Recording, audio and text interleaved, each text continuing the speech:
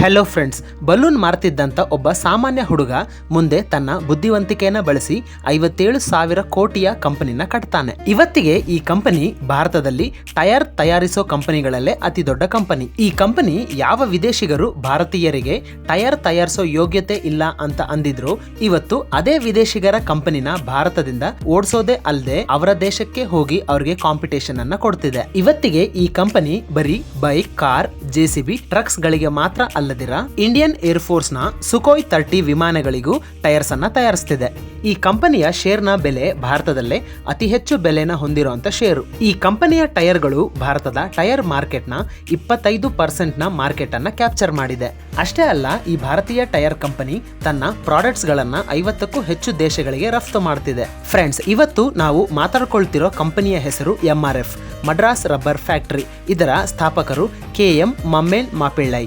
Friends, ಈ ವಿಡಿಯೋದಲ್ಲಿ ನಾವು ಒಂದು ಸಾಮಾನ್ಯ ಬಲೂನ್ ಮಾರ್ತಿದ್ದಂತ ಹುಡುಗ ಪ್ರಪಂಚದ 2ನೇ ಅತಿ ದೊಡ್ಡ ಟೈರ್ ಕಂಪನಿನ ಹೇಗೆ ಹುಟ್ಟಾಕ್ದ, ಮಮ್ಮೇನ್ ಮಾಪಿಳ್ಳೈ ಅವರು ತಮ್ಮ ಕಂಪನಿನ ಸಕ್ಸಸ್ಫುಲ್ ಆಗಿಸೋದಕ್ಕೆ ಅವರು ಯಾವೆಲ್ಲ ಸ್ಟ್ರಾಟಜಿಗಳನ್ನ ಫಾಲೋ ಮಾಡಿದ್ರು, ಒಂದು ಟೈರ್ ಕಂಪನಿ ತನಗೆ ಯಾವುದೇ ಸಂಬಂಧ ಇಲ್ಲದಿರೋ ಕ್ರಿಕೆಟ್ ಸೆಗ್ಮೆಂಟ್ ಅನ್ನ ತಗೊಂಡು ಅದರಿಂದ ಹೇಗೆ ಲಾಭ ಮಾಡ್ತು ಅನ್ನೋ ವಿಷಯಗಳನ್ನ ಈ ವಿಡಿಯೋದಲ್ಲಿ ನೋಡೋಣ. ಫ್ರೆಂಡ್ಸ್, ವಿಡಿಯೋ ತುಂಬಾ ಇನ್ಫಾರ್ಮೇಟಿವ್ ಆಗಿರುತ್ತೆ. ತಪ್ಪದೆ ಕೊನೆವರೆಗೂ ನೋಡಿ. ನಿಮಗೆ ವಿಡಿಯೋದ ಇನ್ಫಾರ್ಮೇಶನ್ ಇಷ್ಟ ಆದ್ರೆ ವಿಡಿಯೋಗೆ ಜಸ್ಟ್ ಒಂದು ಲೈಕ್ ಅನ್ನು ಕೊಟ್ಟು ನಮ್ಮ ಚಾನೆಲ್ ಅನ್ನ ಸಪೋರ್ಟ್ ಮಾಡಿ. ಫ್ರೆಂಡ್ಸ್, ಮಮ್ಮೇನ್ ಮಾಪಿಳ್ಳೈ ಅವರು ಕೇರಳದ ಒಂದು ಬಡ ಕುಟುಂಬದಲ್ಲಿ ಜನಿಸ್ತಾರೆ. ಇದರಿಂದ ಅವರು ಸ್ಕೂಲು ಕಾಲೇಜ್ಗೆ ಹೋಗೋದರ ಜೊತೆಗೆ ಬಲೂನ್ ಅನ್ನು ಮಾರಬೇಕಾಗಿ ಬರುತ್ತೆ. ತಮ್ಮ ಕುಟುಂಬನ ಸಾಕೋದಕ್ಕೋಸ್ಕರ ಅವರು ಸ್ಕೂಲು ಕಾಲೇಜ್ನ ಜೊತೆಗೆ ಬಲೂನ್ ಅನ್ನು ಮಾರ್ತಾ ಇರ್ತಾರೆ. ನಿಜ ಹೇಳ್ಬೇಕಂದ್ರೆ ಮಮ್ಮೇನ್ ಮಾಪಿಳ್ಳೈ ಅವ್ರದ್ದು ಬಡತನದ ಕುಟುಂಬ ಆಗಿರಲಿಲ್ಲ. ಅವ್ರದೊಂದು ಆಗರ್ಭ ಶ್ರೀಮಂತ ಕುಟುಂಬವಾಗಿತ್ತು. ಭಾರತೀಯರು ಬ್ರಿಟಿಷರ ವಿರುದ್ಧ ಸ್ವತಂತ್ರ ಹೋರಾಟ ನಡೆಸ್ತಿರ್ಬೇಕಾದ್ರೆ ಮಮ್ಮೇನ್ ಮಾಪಿಳ್ಳೈ ಅವರ ತಂದೆ ಬ್ಯಾಂಕ್ ಮತ್ತು ನ್ಯೂಸ್ ಪೇಪರ್ ಅನ್ನ ನಡೆಸ್ತಿದ್ರು. ಇವರು ಬ್ರಿಟಿಷರ ದುರಾಡಳಿತ ಮತ್ತು ದಬ್ಬಾಳಿಕೆನ ತಮ್ಮ ನ್ಯೂಸ್ ಪೇಪರ್ ನಲ್ಲಿ ಪ್ರಿಂಟ್ ಹಾಕಿಸ್ತಾ ಇದ್ರು. ಇದರಿಂದ ಕೋಪಗೊಂಡ ಬ್ರಿಟಿಷ್ ಅಧಿಕಾರಿಗಳು ಇವರ ತಂದೆಯ ಎಲ್ಲಾ ಆಸ್ತಿನ ಜಪ್ತಿ ಮಾಡ್ಕೊಳ್ಳೋದೇ ಅಲ್ಲದೆ ಅವರನ್ನ 2 ವರ್ಷ ಜೈಲ್ ಶಿಕ್ಷೆಗೂ ಗುರಿ ಮಾಡುತ್ತಾರೆ. ಇದರಿಂದ ಅವರ ಕುಟುಂಬ ಬಡತನಕ್ಕೆ ಈಡಾಗುತ್ತೆ. ಮಮ್ಮೇನ್ ಮಾಪಿಳ್ಳೈ ಅವರು ತಮ್ಮ ಎಜುಕೇಶನ್ ಅನ್ನ ಮುಗಿಸಿದ್ಮೇಲೆ ಕುಟುಂಬದ ಪೋಷಣೆಗೋಸ್ಕರ ಮಾರ್ಕೆಟ್ ನಿಂದ ಬಲೂನ್ ಅನ್ನ ತಂದು ಅದರಲ್ಲಿ ಗಾಳಿನ ತುಂಬಿ ಅದರಿಂದ ವ್ಯಾಪಾರನ ಮಾಡ್ತಿದ್ರು. ಕೆಲ ತಿಂಗಳುಗಳ ನಂತರ ಅಂದ್ರೆ 1946ರಲ್ಲಿ ಮಮ್ಮನ್ ಮಾಪಿಳ್ಳೈ ಅವರು ತಮ್ಮದೇ ಒಂದು ಸ್ವಂತ ಬಲೂನ್ ಮ್ಯಾನುಫ್ಯಾಕ್ಚರಿಂಗ್ ಹಬ್ ಅನ್ನ ಶುರು ಮಾಡ್ತಾರೆ. ಇಲ್ಲಿ ಬಲೂನ್ ಅನ್ನ ಖುದ್ದು ತಾವೇ ತಯಾರಿಸಿ ಅದರಲ್ಲಿ ಗಾಳಿ ತುಂಬಿ ಅದನ್ನ ಮಾರಿ ವ್ಯಾಪಾರನ ಮಾಡ್ತಿದ್ರು. ಇದರಿಂದ ಅವ್ರಿಗೆ ಮುಂಚೆ ಬರ್ತಿದ್ದಂತ ಆದಾಯಕ್ಕಿಂತ ಜಾಸ್ತಿನೇ ಆದಾಯ ಬರುತ್ತೆ. ಮುಂದೆ 1949ರಲ್ಲಿ ರಬ್ಬರ್ ಬಲೂನ್ಸ್ ನ ಜೊತೆಗೆ ರಬ್ಬರ್ ಟಾಯ್ಸ್ ಅಂದ್ರೆ ರಬ್ಬರ್ ನ ಆಟಿಕೆಗಳನ್ನು ಮಾಡೋದಕ್ಕೆ ಶುರು ಮಾಡ್ತಾರೆ. ಈ ಬಿಸ್ನೆಸ್ ನಲ್ಲಿ ಒಳ್ಳೆ ಲಾಭನೇ ಮಾಡ್ತಿರ್ಬೇಕಾದ್ರೆ ಅವ್ರಿಗೆ ಮತ್ತೊಂದು ಬಿಸ್ನೆಸ್ ಆಪರ್ಚುನಿಟಿ ಕಾಣಿಸುತ್ತೆ. ತನ್ನ ದೂರದ ಸಂಬಂಧಿಕನೊಬ್ಬ ಟೈರ್ ರೀಥ್ರೆಡಿಂಗ್ ಬಿಸ್ನೆಸ್ ಅನ್ನ ಮಾಡ್ತಿರ್ತಾನೆ. ಟೈರ್ ರೀಥ್ರೆಡಿಂಗ್ ಬಿಸ್ನೆಸ್ ಅಂತಂದ್ರೆ ಹಳೆ ಸೌದೋದ ಟೈರ್ ಗಳ ಮೇಲೆ ಹೊಸ ಟೈರ್ ನ ಥ್ರೆಡ್ಡಿಂಗ್ ಪ್ಯಾಟರ್ನ್ ಗಳನ್ನ ಅಂಟಿಸೋದು. ಇದರಿಂದ ಹಳೆ ಟೈರ್ ಗಳು ಕೂಡ ಹೊಸ ಟೈರ್ ಗಳ ತರ ಕಾಣಿಸ್ತಿತ್ತು. ಈ ಬಿಸ್ನೆಸ್ ನಲ್ಲಿ ಮಮ್ಮೇನ್ ಮಾಪಿಳ್ಳೈ ಅವರು ಒಂದು ಸಮಸ್ಯೆನ ಗಮನಿಸ್ತಾರೆ. ಅದೇನಂದ್ರೆ ಈ ಟೈರ್ ಥ್ರೆಡ್ಡಿಂಗ್ ನಲ್ಲಿ ಬಳಸ್ತಿದ್ದಂತ ಥ್ರೆಡ್ ಪ್ಯಾಟರ್ನ್ ಗಳು ಎಲ್ಲ ಫಾರಿನ್ ಕಂಪನಿಯ ಪ್ಯಾಟರ್ನ್ ಗಳಾಗಿದ್ವು. ಹಾಗೆ ಇದು ಅಂತ ಒಳ್ಳೆ ಕ್ವಾಲಿಟಿಯ ಥ್ರೆಡ್ ಗಳು ಆಗಿರಲಿಲ್ಲ. ಇವು ಬಾಳಿಕೆನೂ ಬರ್ತಾ ಇರಲಿಲ್ಲ. ಈ ಫಾರಿನ್ ಕಂಪನಿಗಳು ಈ ಥ್ರೆಡ್ ಪ್ಯಾಟರ್ನ್ ಗಳನ್ನ ಮಾಮೂಲಿ ಬೆಲೆಗಿಂತ ಜಾಸ್ತಿ ಬೆಲೆಗೆ ಮಾರ್ತಿದ್ರು. ಇದರಿಂದ ಮಮ್ಮೇನ್ ಮಾಪಿಳ್ಳೈ ಅವರು 1952ರಲ್ಲಿ ತಮ್ಮದೇ ಸ್ವಂತ tyre thread pattern manufacturing unit ಅನ್ನ ಶುರು ಮಾಡ್ತಾರೆ. ಇವರು ತಯಾರಿಸಿದಂತ ಟೈರ್ ಥ್ರೆಡ್ ಪ್ಯಾಟರ್ನ್ ಎಂತ ಒಳ್ಳೆ ಕ್ವಾಲಿಟಿದು ಆಗಿತ್ತು ಅಂದ್ರೆ ಇವರು ತಯಾರಿಸೋಕೆ ಶುರು ಮಾಡಿದ 4 ವರ್ಷದಲ್ಲಿ ಇದು ಭಾರತದ 50% ಮಾರ್ಕೆಟ್ ಶೇರ್ ಅನ್ನ ಕ್ಯಾಪ್ಚರ್ ಮಾಡುತ್ತೆ.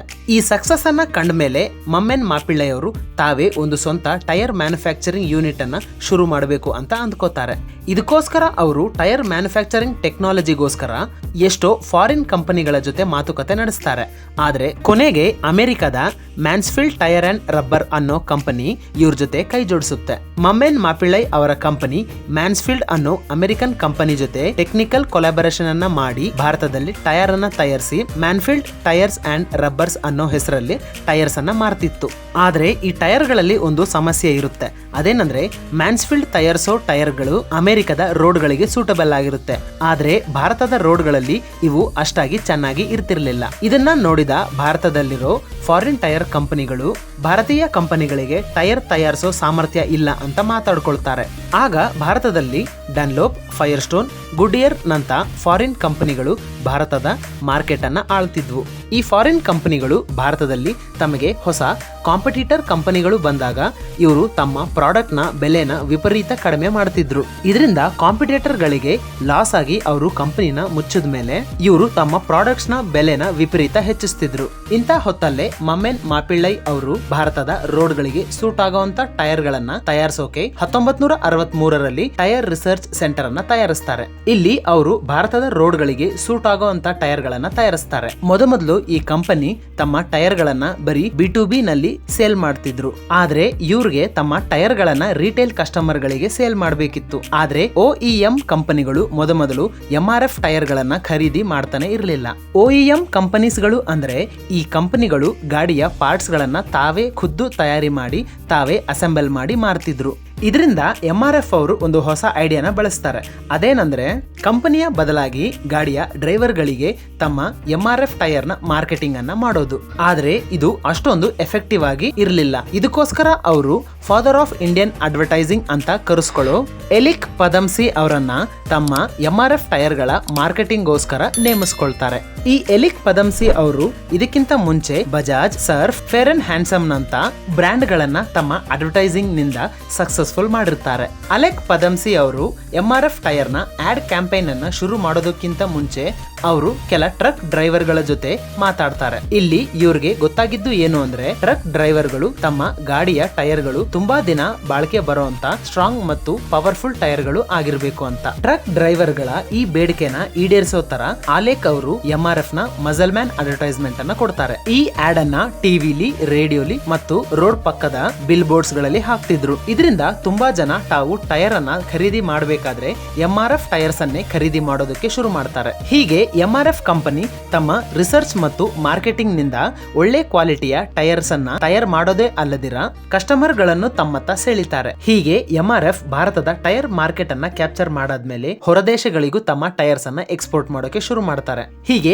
MRF ಕಂಪನಿ 1967ರಲ್ಲಿ ಅಮೆರಿಕ ದೇಶಕ್ಕೆ ತಮ್ಮ ಮೊಟ್ಟ ಮೊದಲ ಟೈರ್ ಗಳನ್ನ ರಫ್ತು ಮಾಡ್ತಾರೆ. ಇದರಿಂದ ಅಮೆರಿಕಾಗೆ ಟೈರ್ಸ್ ಗಳನ್ನ ರಫ್ತು ಮಾಡಿದ ಭಾರತದ ಮೊಟ್ಟ ಮೊದಲ ಕಂಪನಿ ಅಂತ MRF ಅನ್ನಿಸ್ಕೊಳ್ಳುತ್ತೆ. ಮುಂದೆ 1970ರ ನಂತರ ಭಾರತದಲ್ಲಿ ಆಟೋಮೊಬೈಲ್ ಸೆಕ್ಟರ್ ಅನ್ನೋದು ಬೂಮ್ ಆಗುತ್ತೆ. ಇದರಿಂದ ಭಾರತದ ರಸ್ತೆಗಳ ಮೇಲೆ ತುಂಬಾನೇ ಕಾರ್ ಮತ್ತು ಬೈಕ್ಸ್ ಗಳು ಬರುತ್ತೆ. ಇವುಗಳಿಗೆ ಟೈರ್ಸ್ ಗಳನ್ನ ಸಪ್ಲೈ ಮಾಡೋ ಉದ್ದೇಶದಿಂದ MRF ಕೇರಳದ ಕೊಟ್ಟಾಯಂ ನಲ್ಲಿ ತಮ್ಮ ಎರಡನೇ ಮ್ಯಾನುಫ್ಯಾಕ್ಚರಿಂಗ್ ಯೂನಿಟ್ ಅನ್ನು ಶುರು ಮಾಡ್ತಾರೆ. 1973ರಲ್ಲಿ MRF ಕಂಪನಿ ತಮ್ಮ ರಿಸರ್ಚ್ ನಿಂದ ನೈಲಾನ್ ಟೈರ್ಸ್ ಗಳನ್ನ ತಯಾರಿಸೋಕೆ ಶುರು ಮಾಡುತ್ತೆ. ಈ ನೈಲಾನ್ ಟೈರ್ ಗಳು ಹಳೆಯ ರಬ್ಬರ್ ಟೈರ್ ಗಳಿಗಿಂತ ಕಡಿಮೆ ಖರ್ಚನ್ನ ಕೊಡ್ತಿತ್ತು, ಜೊತೆಗೆ ಅದಕ್ಕಿಂತ ಬಲಿಷ್ಠವಾಗಿ ಇರ್ತಿತ್ತು. ಈ ನೈಲಾನ್ ಟೈರ್ ಗಳು MRF ಕಂಪನಿಗೆ ತುಂಬಾನೇ ಲಾಭ ತಂದುಕೊಡುತ್ತೆ. ಇವು MRF ನ ಕಾಂಪಿಟೇಟರ್ಸ್ ಗಳನ್ನ ಹಿಂದಿಕ್ಕೋದೇ ಅಲ್ಲದೆ ಭಾರತದ ರಸ್ತೆಗಳಿಗೆ ಇವು ತುಂಬಾನೇ ಸೂಟಬಲ್ ಆಗಿ ಇರ್ತಿದ್ವು. ಮೊದಲು MRF ಕಂಪನಿ ಬರೀ ಬಸ್ ಮತ್ತು ಟ್ರಕ್ ಗಳಿಗೆ ಟೈರ್ ಗಳನ್ನ ತಯಾರಿಸ್ತಿದ್ವು. ಆದ್ರೆ ನೈಲಾನ್ ಟೈರ್ ಗಳು ಬಂದ್ಮೇಲೆ ಇವರು ಕಾರ್ ಕಂಪನಿಗಳಿಗೂ ಟೈರ್ಸ್ ಗಳನ್ನ ತಯಾರಿಸೋಕೆ ಶುರು ಮಾಡ್ತಾರೆ. MRF ಕಂಪನಿಲಿ ಇಲ್ಲಿವರೆಗೂ ಎಲ್ಲಾನು ಚೆನ್ನಾಗಿ ನಡೀತಿತ್ತು. ಆದ್ರೆ 1979ರಲ್ಲಿ ಮ್ಯಾನ್ಫೀಲ್ಡ್ ಕಂಪನಿ ಜೊತೆ ಇವರ ಸಂಬಂಧ ಹಳಿಸುತ್ತೆ. ಇದರಿಂದ ಮ್ಯಾನ್ಫೀಲ್ಡ್ ಮತ್ತು MRF ಕಂಪನಿಗಳು ಬೇರೆ ಬೇರೆ ಆಗುತ್ತೆ. ಮ್ಯಾನ್ಫೀಲ್ಡ್ ಇಂದ ಬೇರ್ಪಟ್ಟ ಮೇಲೆ MRF ಕಂಪನಿ ಒಂದು ಇಂಡಿಪೆಂಡೆಂಟ್ ಕಂಪನಿಯಾಗಿ ಬೆಳೆಯುತ್ತೆ. ಇಷ್ಟೊತ್ತಿಗಾಗ್ಲೇ MRF ಕಂಪನಿ ಭಾರತದ ಮಾರ್ಕೆಟ್ ಅನ್ನ ಕ್ಯಾಪ್ಚರ್ ಮಾಡಿ ಹೊರದೇಶಗಳಿಗೂ ತಮ್ಮ ಟೈರ್ಸ್ ಗಳನ್ನ ಎಕ್ಸ್ಪೋರ್ಟ್ ಮಾಡ್ತಿತ್ತು. ಮುಂದೆ ಈ ಟೈರ್ ಸೆಕ್ಟರ್ ನಲ್ಲಿ ಜಾಗತಿಕ ಲೀಡರ್ ಆಗ್ಬೇಕು ಅನ್ನೋ ಉದ್ದೇಶದಿಂದ ಈ ಕಂಪನಿ ತುಂಬಾ ಬೇರೆ ಬೇರೆ ಕಂಪನಿಗಳ ಜೊತೆ ಕೈ ಜೋಡಿಸಿ ಬಿಸ್ನೆಸ್ ಅನ್ನ ಮಾಡುತ್ತೆ. ಇದರಿಂದಲೇ 1988ರಲ್ಲಿ ಮಾರುತಿ ಕಂಪನಿ ತಮ್ಮ ಮಾರುತಿ 800 ಕಾರ್ ಅನ್ನ ಲಾಂಚ್ ಮಾಡಿದಾಗ ಅದರಲ್ಲಿ ಇದೇ MRF ಕಂಪನಿಯ ಟೈರ್ ಗಳನ್ನ ಹಾಕಿದ್ರು. ಜೊತೆಗೆ 1990ರಲ್ಲಿ ಬಜಾಜ್ ಕಂಪನಿ ತಮ್ಮ 2 ವೀಲರ್ ಗಳನ್ನ ಬಿಡುಗಡೆ ಮಾಡಿದಾಗ ಅದರಲ್ಲೂ ಇದೇ MRF ಟೈರ್ಸ್ ಅನ್ನ ಹಾಕಿದ್ರು. ಮುಂದೆ 2004ರಲ್ಲಿ ಇದೇ MRF ಕಂಪನಿ ತಮ್ಮ ಜಿಗ್ಮಾ ಸೀರೀಸ್ ನ ಟೈರ್ಸ್ ಗಳನ್ನ ತಯಾರಿಸುತ್ತೆ. ಇವು ಮುಖ್ಯವಾಗಿ ಲಾರ್ಜ್ ಕಮರ್ಷಿಯಲ್ ವೆಹಿಕಲ್ಸ್ ಅಂದ್ರೆ JCB ಮತ್ತು ಅಗ್ರಿಕಲ್ಚರ್ ಟ್ರಾಕ್ಟರ್ಸ್ ಗಳಲ್ಲಿ ಬಳಸುವಂತ ಟೈರ್ ಗಳು. ಇವು ಮುಖ್ಯವಾಗಿ ಲಾರ್ಜ್ ಕಮರ್ಷಿಯಲ್ ವೆಹಿಕಲ್ಸ್ ಅಂದ್ರೆ JCB ಮತ್ತು ಅಗ್ರಿಕಲ್ಚರ್ ನಲ್ಲಿ ಬಳಸುವಂತ ಟ್ರಾಕ್ಟರ್ ಗಳಿಗೆ ಸೂಟ್ ಆಗುವಂತ ಟೈರ್ ಗಳು.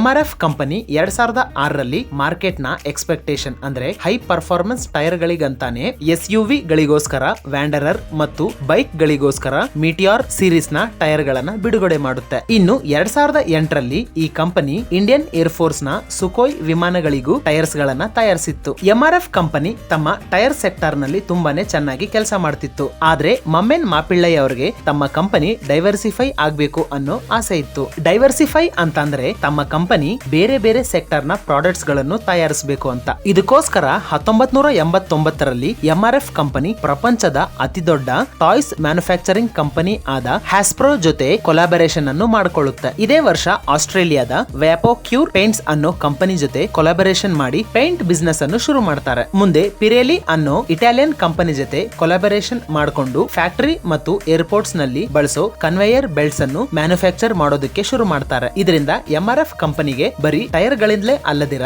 ಟಾಯ್ಸ್, ಪೇಂಟ್ಸ್ ಮತ್ತು ಕನ್ವೇಯರ್ ಬೆಲ್ಟ್ ನಿಂದಲೂ ಆದಾಯ ಬರೋದಕ್ಕೆ ಶುರು ಆಗುತ್ತೆ. MRF ಕಂಪನಿ ತಮ್ಮ ಮಾರ್ಕೆಟಿಂಗ್ ನಿಂದಲೂ ತುಂಬಾನೇ ಫೇಮಸ್ ಆಗುತ್ತೆ. ಅದರಲ್ಲೂ ತಮ್ಮ ಅಡ್ವರ್ಟೈಸಿಂಗ್ ಇಂದ ಹೆಚ್ಚಾಗಿ ಫೇಮಸ್ ಆಗಿದೆ. ಈ ಸಲ MRF ಕಂಪನಿ ತಮ್ಮ ಮಾರ್ಕೆಟಿಂಗ್ ಗೋಸ್ಕರ ಕ್ರಿಕೆಟ್, ಅದರಲ್ಲೂ ಕ್ರಿಕೆಟ್ ನಲ್ಲಿ ನಂಬರ್ 1 ಪ್ಲೇಯರ್ಸ್ ಗಳನ್ನ ಸೆಲೆಕ್ಟ್ ಮಾಡುತ್ತೆ. ಇವರು ಕ್ರಿಕೆಟ್ ನಲ್ಲಿ ನಂಬರ್ 1 ಪ್ಲೇಯರ್ ಗಳಾದ ಸಚಿನ್ ಮತ್ತು ಕೊಹ್ಲಿನ ಸೆಲೆಕ್ಟ್ ಮಾಡ್ಕೋತಾರೆ. ಇದಕ್ಕೆ MRF ಕಂಪನಿ ಕೊಟ್ಟಿರೋ ಕಾರಣ ಏನು ಅಂದ್ರೆ ಸಚಿನ್ ಮತ್ತು ವಿರಾಟ್ ಕೊಹ್ಲಿ ತಮ್ಮ ಫೀಲ್ಡ್ ನ ನಂಬರ್ 1 ಪ್ಲೇಯರ್ ಗಳಾಗಿದ್ದಾರೆ. ಇದಕ್ಕೋಸ್ಕರ ತಮ್ಮ MRF ಬ್ರ್ಯಾಂಡ್ ನ ಲೋಗೋ ತಮ್ಮ ನಂಬರ್ 1 ಪ್ಲೇಯರ್ ಗಳ ಬ್ಯಾಟ್ ನ ಮೇಲೆ ಇರಬೇಕು ಅಂತ ಹೇಳಿದೆ. ಆದ್ರೆ ಮಾರ್ಕೆಟ್ ಎಕ್ಸ್ಪರ್ಟ್ ಗಳು ಹೇಳೋದೇನಂದ್ರೆ ಇದು MRF ಕಂಪನಿಯ ಲಾಂಗ್ ಟರ್ಮ್ ಮಾಸ್ಟರ್ ಸ್ಟ್ರೋಕ್ ಆಗಿತ್ತು ಅಂತ. ಹೇಗಂದ್ರೆ ಭಾರತದ ಮಕ್ಕಳು ತಮ್ಮ ಟಿವಿಲಿ ತಮ್ಮ ಫೇವರೇಟ್ ಪ್ಲೇಯರ್ MRF ಲೋಗೋ ಇರೋ ಬ್ಯಾಟ್ ಇಂದ ಕ್ರಿಕೆಟ್ ಆಡ್ತಿದ್ರೆ ಇದು ಅವರ ಮೈಂಡ್ ಅಲ್ಲಿ ರಿಜಿಸ್ಟರ್ ಆಗುತ್ತೆ. ಮುಂದೆ ಇದೇ ಮಕ್ಕಳು ದೊಡ್ಡವರಾದಾಗ ತಮ್ಮ ಗಾಡಿಗಳಿಗೆ MRF ಟೈರ್ ಗಳನ್ನೇ ಹಾಕ್ಸೋಕೆ ಇಷ್ಟ ಪಡ್ತಾರೆ ಅಂತ. ಫ್ರೆಂಡ್ಸ್, MRF ಟೈರ್ ನ ಕ್ವಾಲಿಟಿ ಆಗ್ಲಿ ಅವರ ಕಸ್ಟಮರ್ ಸರ್ವಿಸ್ ಆಗ್ಲಿ ಎಷ್ಟು ಚೆನ್ನಾಗಿರ್ತಿತ್ತು ಅಂದ್ರೆ 2024ರ ಹೊತ್ತಿಗೆ MRF ಕಂಪನಿಗೆ 14 ಸಲ JD ಪವರ್ ಅವಾರ್ಡ್ ಅನ್ನೋದು ಸಿಕ್ಕಿದೆ. ಈ JD ಪವರ್ ಅವಾರ್ಡ್ ಅನ್ನೋದು ಆಟೋಮೊಬೈಲ್ ಸೆಕ್ಟರ್ ನಲ್ಲಿ ಪ್ರಾಡಕ್ಟ್ ಕ್ವಾಲಿಟಿ ಮತ್ತು ಕಸ್ಟಮರ್ ಸರ್ವಿಸ್ ಗಳನ್ನ ಚೆನ್ನಾಗಿ ಕೊಡೋ ಕಂಪನಿಗಳಿಗೆ ಕೊಡುವಂತ ಅವಾರ್ಡ್. ಫ್ರೆಂಡ್ಸ್, ಮಮ್ಮನ್ ಮಾಪಿಳ್ಳೈ ಅವರ ಈ ಸಕ್ಸಸ್ ಮತ್ತು ಅವರ ಸೇವೆಗೋಸ್ಕರ ಭಾರತ ಸರ್ಕಾರ 1992ರಲ್ಲಿ ಪದ್ಮಶ್ರೀ ಪ್ರಶಸ್ತಿನ ಕೊಡುತ್ತೆ. ಫ್ರೆಂಡ್ಸ್, ನಾನಂತೂ ಚಿಕ್ಕ ವಯಸ್ಸಲ್ಲಿ ಕ್ರಿಕೆಟ್ ನೋಡ್ಬೇಕಾದ್ರೆ MRF ಅನ್ನೋದು ಒಂದು ಕ್ರಿಕೆಟ್ ಬ್ಯಾಟ್ ಅನ್ನ ತಯಾರಿಸೋ ಕಂಪನಿ ಅಂತ ಅಂದ್ಕೊಂಡಿದ್ದೆ. ನಂತರನೇ ನಿಮ್ಮಲ್ಲಿ ಯಾರಾದ್ರೂ MRF ಅನ್ನ ಒಂದು ಕ್ರಿಕೆಟ್ ತಯಾರಿಸೋ ಕಂಪನಿ ಅಂತ ಅಂದ್ಕೊಂಡಿದ್ರೆ ತಪ್ಪದೆ ನಮಗೆ ಕಮೆಂಟ್ ಬಾಕ್ಸ್ ನಲ್ಲಿ ತಿಳಿಸಿ. ಫ್ರೆಂಡ್ಸ್, ನಿಮಗೆ ಬೇರೆ ಯಾವ್ದಾದ್ರು ಇಂಟ್ರೆಸ್ಟ್ ಇರೋ ಟಾಪಿಕ್ ಮೇಲೆ ವಿಡಿಯೋ ಮಾಡ್ಬೇಕಂದ್ರೆ ತಪ್ಪದೆ ನನಗೆ ಕಮೆಂಟ್ ಬಾಕ್ಸ್ ನಲ್ಲಿ ತಿಳಿಸಿ. ಫ್ರೆಂಡ್ಸ್, ನಿಮ್ಮ ಮನೆಯಲ್ಲಿ ಯಾವ ಗಾಡಿಗೆ MRF ಟೈರ್ಸ್ ಗಳನ್ನ ಬಳಸ್ತಿದ್ದಾರೆ ಅಂತ ನಮಗೆ ಕಮೆಂಟ್ ಬಾಕ್ಸ್ ನಲ್ಲಿ ತಿಳಿಸಿ. ಫ್ರೆಂಡ್ಸ್, ನಿಮಗೆ ಈ ವಿಡಿಯೋ ಇಂದ ಹೊಸ ವಿಷಯ ತಿಳ್ಕೊಂಡಿದೀವಿ ಅಂತ ಅನ್ಸಿದ್ರೆ ಈ ವಿಡಿಯೋಗೆ ಜಸ್ಟ್ ಒಂದು ಲೈಕ್ ಅನ್ನು ಕೊಟ್ಟು ನಮ್ಮ ಚಾನೆಲ್ ಅನ್ನ ಸಬ್ಸ್ಕ್ರೈಬ್ ಮಾಡ್ಕೊಳ್ಳಿ. ಇಂಥ ಮತ್ತಷ್ಟು ಇನ್ಫಾರ್ಮೇಟಿವ್ ವಿಡಿಯೋಗಳಿಗೋಸ್ಕರ ಪಕ್ಕದಲ್ಲೇ ಇರೋ ಬೆಲ್ ಐಕನ್ ಅನ್ನ ಆಲ್ ನಲ್ಲಿ ಇಟ್ಕೊಳ್ಳಿ. ಇದರಿಂದ ನಾವು ಹೊಸದಾಗಿ ಅಪ್ಲೋಡ್ ಮಾಡೋ ವಿಡಿಯೋಗಳು ಡೈರೆಕ್ಟ್ ಆಗಿ ನಿಮಗೆ ನೋಟಿಫಿಕೇಶನ್ ಆಗಿ ಬರುತ್ತೆ. Friends, thanks for watching. Have A nice day.